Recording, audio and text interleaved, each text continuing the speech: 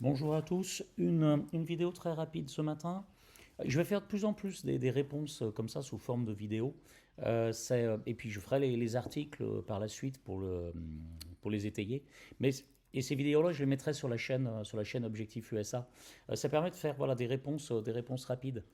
Alors, une question que j'ai de façon très récurrente, et c'est marrant, pas mal depuis ces derniers mois, c'est quand on cherche une affaire, par exemple dans le fichier Business Brokers of Florida, la source des informations. Et dans le fichier Business Brokers of Florida, quand on fait une recherche, on peut sélectionner quel type de source on souhaite valider. Alors typiquement, vous pouvez par exemple dire que vous voulez voir les business dont les chiffres proviennent de n'importe quelle source, ou vous avez tout un certain nombre de choix. Alors très concrètement, nous on en utilise majoritairement deux, et j'expliquerai pourquoi ces deux-là pourquoi pas les autres et pourquoi dans certains cas on peut utiliser les autres. Les majoritairement deux, c'est quoi? C'est tax return. Le tax return, donc le business broker a eu dans les mains la déclaration fiscale de l'entreprise et a utilisé les chiffres de cette déclaration fiscale et les a mis dans le fichier BBF.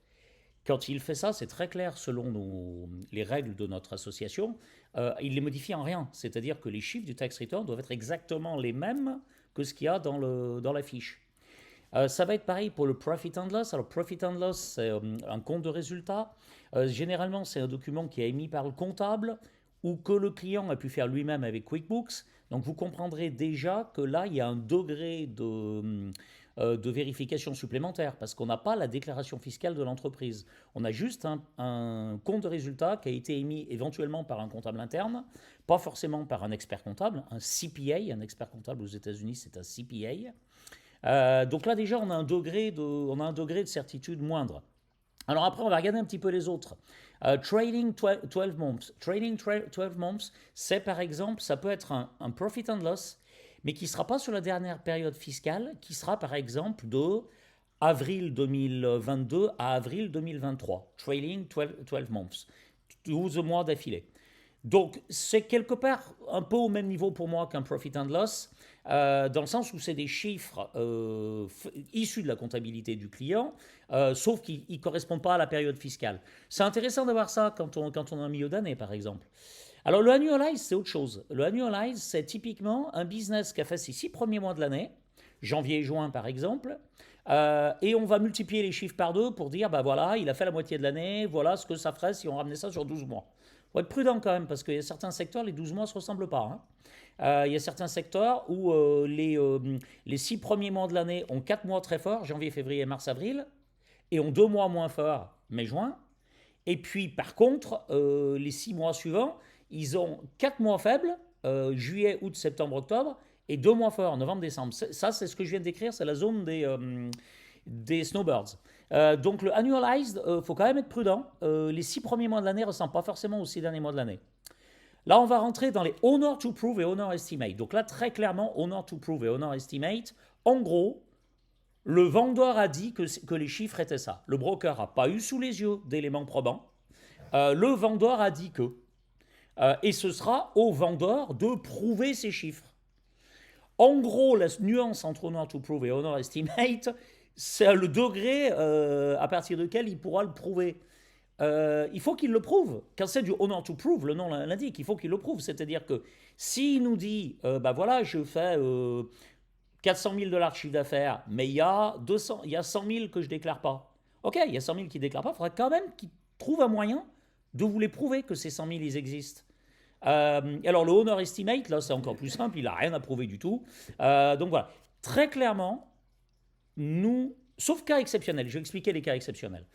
Très clairement, nous ne listons pas, ça par contre il n'y a pas de cas exceptionnel, on ne liste pas, on ne prend pas à la vente d'affaires qui sont en honor to prove ou en honor estimate. Par contre, il peut nous arriver de présenter une affaire comme ça à des clients dans un cas bien spécifique. Par exemple, un client veut créer une boulangerie, il trouve un business, un restaurant qui est un restaurant mexicain par exemple, les chiffres, il n'en a rien à faire. Parce que les chiffres du restaurant mexicain vont avoir strictement aucune... On ne peut pas du tout les extrapoler pour une boulangerie française. Donc là, dans ce cas précis, un business owner to prove ou un business owner estimate, pourquoi pas? Parce que ce qui intéresse le client, c'est l'emplacement, c'est éventuellement le matériel, c'est le loyer, mais les chiffres, ce n'est pas son problème. Donc, dans ce cas précis, on peut éventuellement présenter ce type de business. Sinon, si notre client veut reprendre la même activité au même endroit, éventuellement avec la même clientèle, les mêmes salariés, nous, très clairement, ça ne sera que du tax return ou du profit and loss. Alors après, on a encore d'autres pro forma, c'est un prévisionnel. Part year, c'est à nouveau juste une partie de l'année, mais là, on n'a pas extrapolé les mois de l'année suivante. Donc par exemple, vous pouvez avoir un business qui fait 600 000 de chiffre d'affaires en 2021, 600 000 en 2022, et puis pour 2023, vous voyez que 150 000. Et qu'est-ce qui se passe? C'est qu'en 2023, en fait, on n'a mis que le premier trimestre. Donc ça, faut y être effectivement attentif. Ça fait partie de ce qu'on explique de toute façon quand on présente un business. Après, on a des business qui sont, par exemple, un non-operating business, un business qui est fermé. Un sales of assets, c'est vraiment un business qui est vendu juste à la valeur du matériel et on va dire très clairement à la casse. Donc voilà, je voulais parler de ces sources de business. Donc nous, très clairement, pour résumer, un business owner to prove ou un business owner estimate, on ne le listera pas parce qu'on n'estime pas avoir la clé. Alors en plus pour un visa E2, parce qu'un visa E2, très clairement, il faut avoir des éléments probants quand on arrive à l'ambassade. Donc si vous avez un tax return qui montre des bons chiffres, ou si vous avez, le vendeur nous a dit que, c'est pas exactement la même chose pour le visa E2. Donc nous, on ne va pas lister ce type de business-là. Quand il va s'agir de représenter des acheteurs face à des business, on va aussi très clairement privilégier tax return et profit and loss, sauf le cas exceptionnel que j'ai expliqué de quelqu'un qui reprendra une affaire mais qui va changer l'activité. Voilà, je vais faire un article plus précis là-dessus. Je parlerai aussi des différents comptables, à savoir qu'est-ce que c'est qu'un CPA, qu'est-ce que c'est qu'un tax advisor, qu'est-ce que c'est qu'un enroll agent. Quand on prend un bilan, quand on voit en bas, il y a un chiffre qui s'appelle le PTIN, Professional Tax ID Number. C'est le numéro de licence du professionnel qui a fait les déclarations. Il m'arrive de voir des gens qui me disent qu'ils ont fait faire un bilan par un comptable, et puis quand je vois en bas, c'est leur numéro de sécurité sociale qui est en bas. Si c'est le cas, c'est pas normal. C'est pas un professionnel qui a fait le bilan dans ces cas-là. Donc voilà, je vais faire aussi un article sur ce sujet. Sur ce, je vous souhaite une bonne journée et je vais mettre ça aussi dans un article.